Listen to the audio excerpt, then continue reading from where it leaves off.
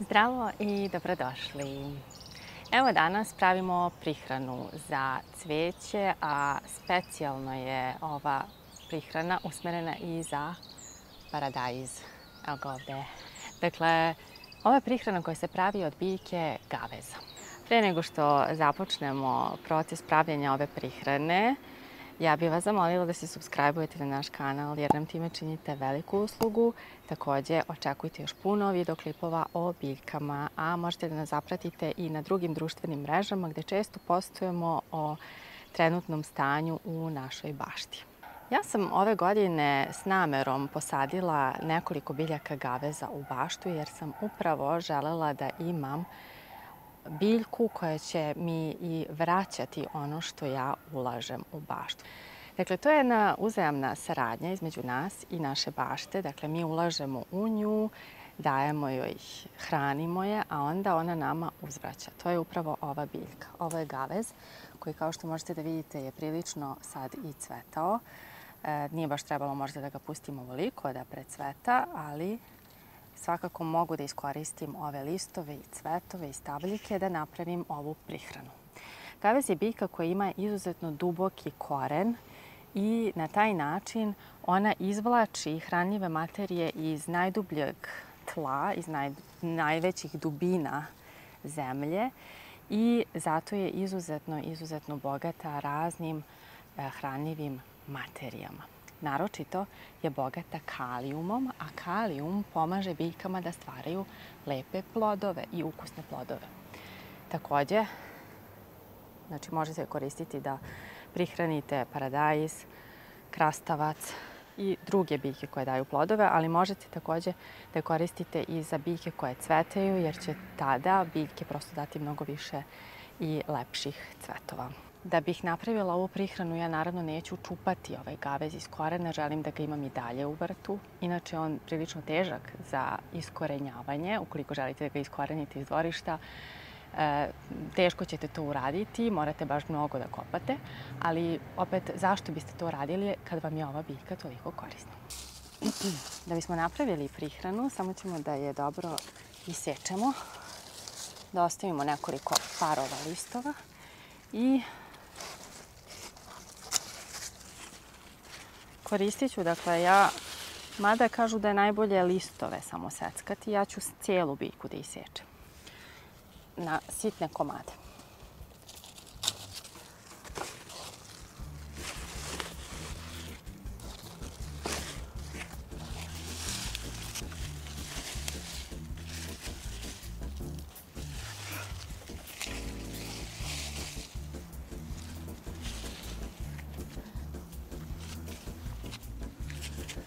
I evo, ovo je bukvalno lišće od 3 biljke.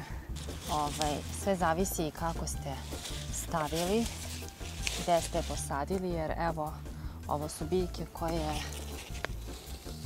rastu malo više u hladu, pa i dalje su ovako male. Još mislim da nijednom nisu cvetale. Ajmo, sad idemo na seckanje. Sada sam pripremila jednu kofu.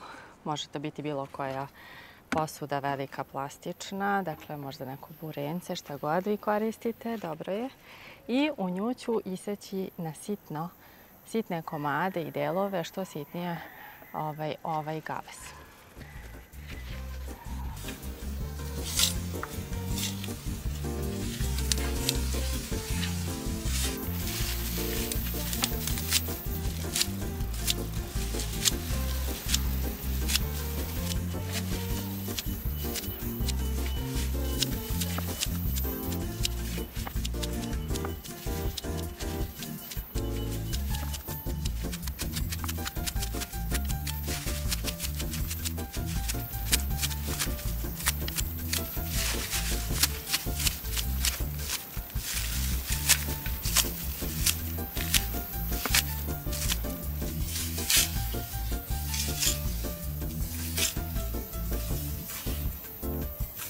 I jedna mala napomena prilikom procesa sečenja, takođe usitnjavanja lišća, ne skidajte rukavice.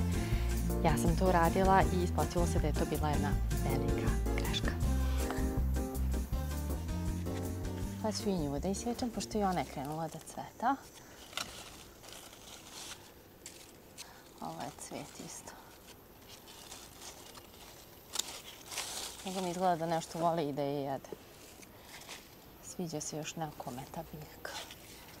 A ako vam ostane i višak listova gaveza, možete napraviti i malč od njega za paradajz, na primjer, tako što ćete samo koristiti lišće i onda u podnožje biljke pokriti celu tu površinu i na taj način malčirati ovaj paradajz koji će sada, kad krene zalivanje preko ovog lišća, ne mislim na ovaj sistem kap po kap, nego po lišću, lišće će krenuti brzo uskoro da se raspada i samim tim će paradajz dobijati sve nutrijente od ovog lišća.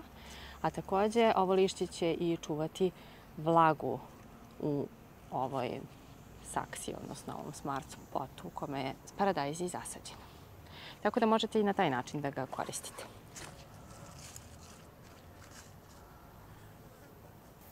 Drugi korak je dodavanje vode.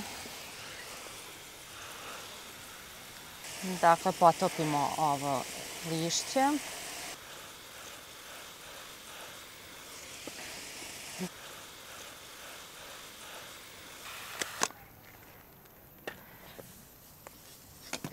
Međutim, bit će potrebno i da nečim pritisnemo. Lišće sad možete koristiti neki stari tanjir, neki kamen ili ciglu, šta god imate, daščicu, da malo pritisnete ovo lišće, da ne pluta na površini, nego da bude potopljeno.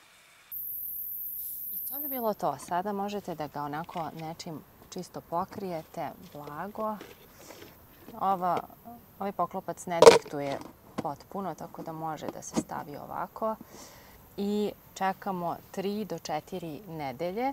Ta tečnost treba da potamni potpuno, treba da bude crne boje ili tamno brown boje, a onda ćemo tu tečnost da procedimo i da je mešamo sa vodom u odnosu 1:10.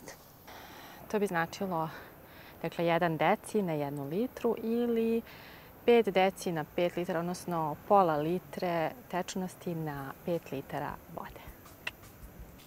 Ja ću sad ovu kofu da odložim negde tamo u neko ćoše bašte. Boga mi teška je. Tako. Stavit ću je ovde negde jer ona će svakako u ovom procesu krenuti dosta i da se osjeća. Neprijatno da se osjeća. Ja ovo nisam nikada sad radila, ovo je prvi put da to radim.